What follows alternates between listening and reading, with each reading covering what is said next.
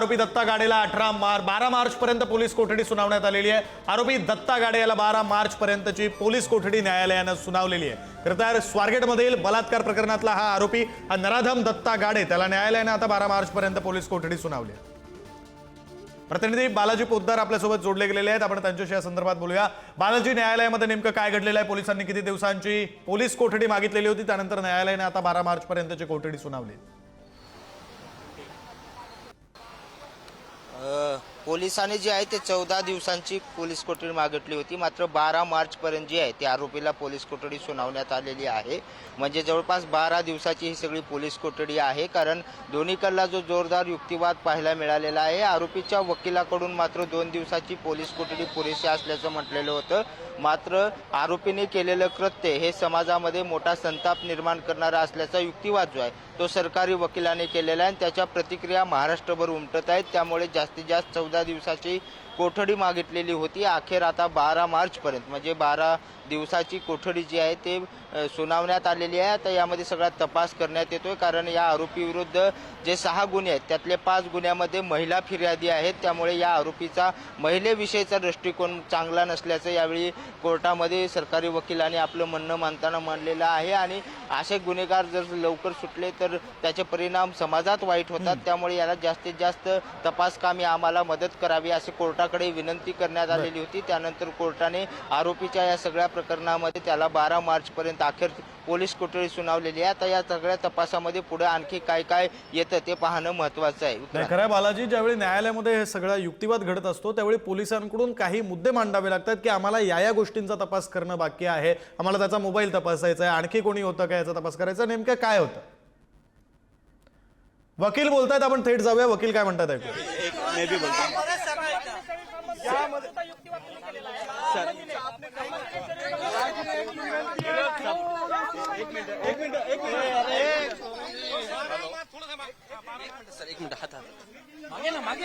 दोन तुम्हाला एक वकील दिसत आहेत का आता? हा, मग तिसरं आपण दृश्य पाहतोय, न्यायालयाच्या परिसरातली दृश्य। खरं तर 12 मार्च पर्यंत आरोपी दत्ता गाडे याला पोलीस कोठडी सुनावण्यात आलेली आहे। स्वारगेट प्रकरणातला नराधम आरोपी दत्ता गाडे याला न्यायालयाने 12 मार्च पर्यंत पोलीस कोठडी सुनावण्यात आलेली आहे। 12 मार्च पर्यंत पोलीस अधिकचा तपास करतील, या प्रकरणामधला आणखी तपास करतील, आणखी काही मुद्दे, आणखी काही विषयांच्या अनुषंगाने तपास केला जाईल। आणि 12 तारखेपर्यंत पोलीस कस्टडी मिळालेली आहे। पोलिसांना सरकारी वकिलांचं म्हणणं होतं की जास्तीत जास्त पीसी देण्यात यावी, पण आम्ही ती पीसी भेटाळली। फक्त 12 मार्च पर्यंत पीसी मिळालेली आहे। ठीक आहे, आम्ही युक्तिवाद केले की जे झाले ते कन्सेंटने झाले, दोघांच्या मर्जीने झाले। आणि मुलगी स्वतःहून गाडीमध्ये गेली होती, त्यानंतर हा आरोपी गेला। आरोपीचं म्हणणं असं आहे की दोघांच्या मर्जीने संबंध झालेले आहेत, त्याने बलात्कार केलेला नाहीये असं आरोपींचं म्हणणं आहे। रिमांडमध्ये मागणी अशी आहे की त्याच्याकडे मोबाईल जप्त करायचे, त्याचे साथीदार अजून कोण आहेत आणि अजून त्याच्या कोणी सहकार्य केलेले आहेत त्या कामासाठी, म्हणून या कारणासाठी त्यांनी पीसी मागितली। म्हणून मेहरबान कोर्टाने 12 तारखेपर्यंत पीसी दिलेली आहे। मी युक्तिवाद देश केला की हे जे झालेलं आहे ते बाय कन्सेंट झालेलं आहे, दोघांच्या मर्जीने झालेलं आहे, म्हणून याला बलात्कार म्हणता येत नाही। सुप्रीम कोर्टाच्या गाईडलाईन सांगितल्या आहेत, सुप्रीम कोर्टाच्या गाईडलाईन पण सांगतात की बाय कन्सेंट झालेला सेक्स जर झाला असेल, सहमतीने शारीरिक संबंध झाले असेल, ते रेपच्या श्रेणीमध्ये येत नाही। धन्यवाद। ऍडव्होकेट साजिद शाह माझे नाव।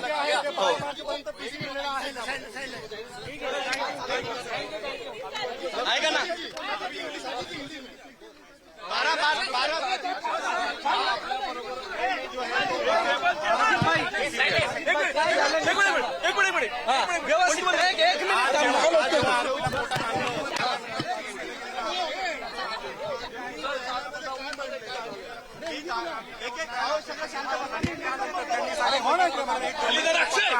आणि महिलेशी निगडीत आहे। आरोपी जो आहे तो हॅबिच्युअल आहे असं त्यांचं म्हणणं होतं। तर आम्ही सांगितलं की त्याच्यावर जे केसेस दाखल आहेत, जवळपास 6 केसेस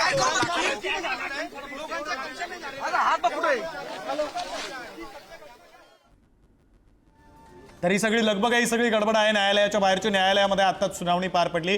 स्वारगेट प्रकरणातला नराधम आरोपी याच्या संदर्भातली सुनावणी पार पडली. त्याला 12 मार्च पर्यंत पोलीस कोठडी ही न्यायालयानं सुनावलेली आहे. ही दृश्य आपण पाहतोय न्यायालयाच्या परिसरातली. आता पुन्हा एकदा त्याला पोलीस स्थानकामध्ये नेलं जाईल. लष्कर पोलीस स्थानकामध्ये आरोपीला बहुधा घेऊन नेलं जाईल, कारण लष्कर पोलीस स्थानकामध्येच त्याला आज सकाळपासून ठेवण्यात आलेलं होतं. पकडल्यापासून पहाटेपासून ठेवण्यात आलं होतं. त्यानंतर त्याला न्यायालयात आणण्यात आलं. न्यायालयामध्ये 12 मार्च पर्यंतची पोलीस कोठडी त्याला सुनावण्यात आली.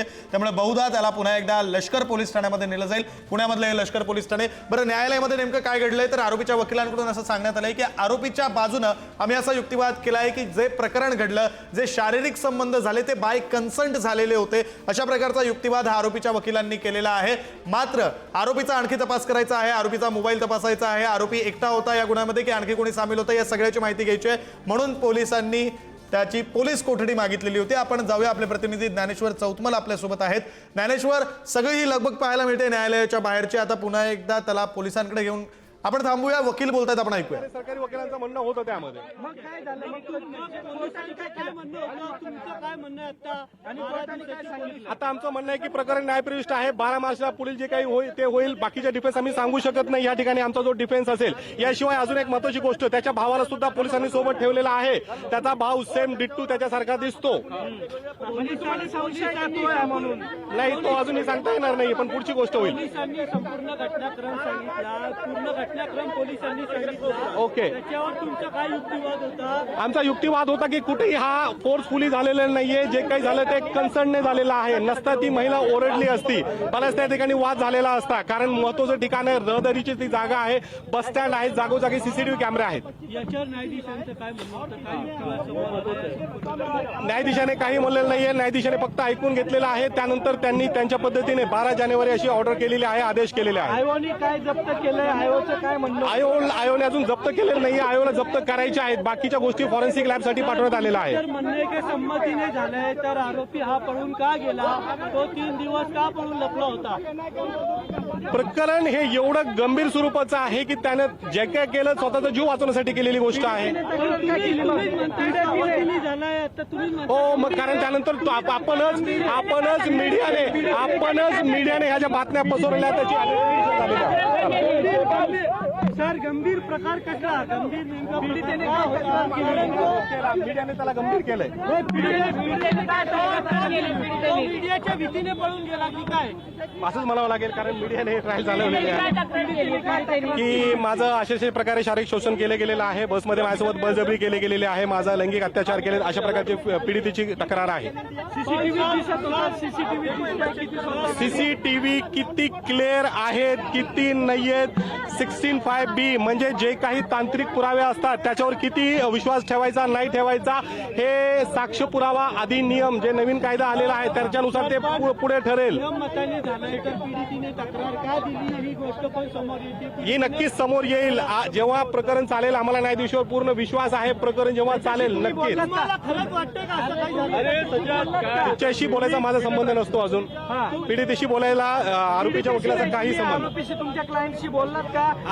अजून आरोपीशी आमचं बोलणं झालेलं नाहीये, कारण आज त्याला उशिरापर्यंत आलेला. हो, त्याच्या आयडेंटिटीमुळे त्याच्या कुटुंबाला त्रास सहन करावा लागत आहे. मीडियाने त्याचे जे फोटो व्हायरल केलेले आहेत, त्याच्या कुटुंबाला आज उपासमारीची वेळ आलेली आहे आणि त्यांच्या बचावासाठी काहीतरी पोलिसांनी पण केलेलं पाहिजे. शासनाने त्यांना सुरक्षा द्यायला पाहिजे, असं माझं म्हणणं आहे. त्याच्या जीविताला धोका वाटतो का तुम्हाला? 100% त्याच्या जीवितास धोका वाटतो. आज जे वातावरण आहे सगळ्या ठिकाणी पेटलेलं आहे, तर नक्कीच त्याच्या जीविताला धोका आहे. तर तुम्हाला खरंच असं वाटतंय का हे सगळं संगम मताने झालेलं आहे? तुम्ही जे म्हणताय मला वाटण्याचा प्रश्नच नाहीये. मी ऍडव्होकेट आहे, एक वकील म्हणून आरोपीची बाजू मांडणं हे माझं काम आहे. देव चांगल्या माणसालाही अन्न देतो, वाईट माणसालाही अन्न देतो.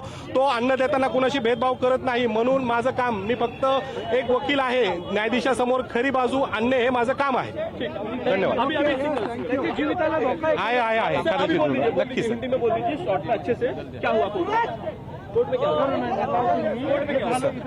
हा सर.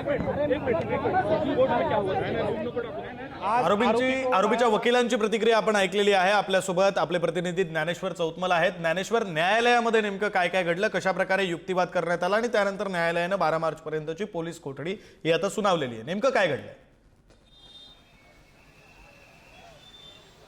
सगळ्या महाराष्ट्राचं लक्ष या सगळ्या प्रकरणाकडे लागलेलं होतं. काय नेमकं आजच्या सुनावणीत होतं हे सगळ्यांना बघायचं होतं आणि आजची जी सुनावणी आहे ती अत्यंत जोरदारपणे झाली. खरं म्हणजे थोडा उशीर झाला, मात्र या सुनावणीमधून 12 तारखेपर्यंत आरोपीला पोलीस कोठडी सुनावण्यात आलेली आहे.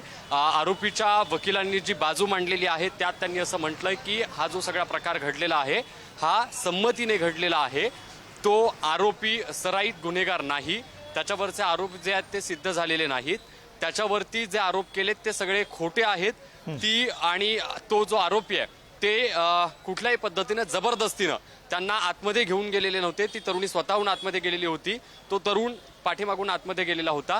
त्यांच्यात जो काही सगळा प्रकार घडलाय तो संमतीनं झाल्याचा जो दावा आहे तो आरोपीच्या वकिलांनी केलेला आहे. यापूर्वी जी सुरुवात झाली, या युक्तिवादाला जेव्हा न्यायालयामध्ये सुरुवात झाली, सुरुवातीला जे तपास अधिकारी आहेत नांद्रे त्यांनी या सगळ्या युक्तिवादाला अगोदर सुरुवात केली. त्यांनी त्यांचे जे ठळक मुद्दे होते ते मांडले. जे आरोपीवर यापूर्वी 6 गुन्हे दाखल आहेत त्याच्याबद्दलचा तपशील दिला. या आरोपीनं त्या तरुणीला ताई संबोधलं, ताई संबोधून त्या तरुणीला एसटी मध्ये नेलं आणि त्यानंतर तिच्यावर अत्याचार केले. हे सगळं घडत असताना त्या आरोपीनं मी 15 वर्षांपासून कंडक्टर म्हणून काम करतो अशा पद्धतीची माहिती ताई असं संबोधून त्या तरुणीला दिली. त्यावर विश्वास ठेवून ती तरुणी आतमध्ये गेली. तिनं टॉर्च लावून सगळ्या आतमध्ये बसमध्ये बघितलं. जेव्हा तिला लक्षात आलं आत कोणीच नाही, तेव्हा ती उतरत होती.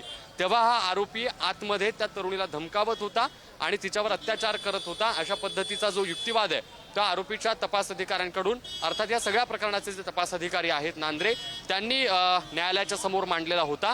सरकारी वकिलांनी देखील बाजू मांडलेली आहे. त्यांनी असं म्हटलंय की या सगळ्या प्रकरणातले जे सीसीटीव्ही आहेत, ज्या सगळ्या संबंधित गोष्टी आहेत, जो आरोपी लपून बसला होता तो नेमका कुठे लपून बसला होता, त्याला लपून बसण्यासाठी नेमकी कोणी मदत केली, अशा सगळ्या गोष्टींचं विश्लेषण करायचंय, तपास करायचा आहे. वेगवेगळे पुरावे जे आहेत ते गोळा करण्याचं काम पोलिसांना करायचंय. त्याच्यासाठी पोलीस कोठडीची जी मागणी आहे ती वकिलांकडून केली गेली.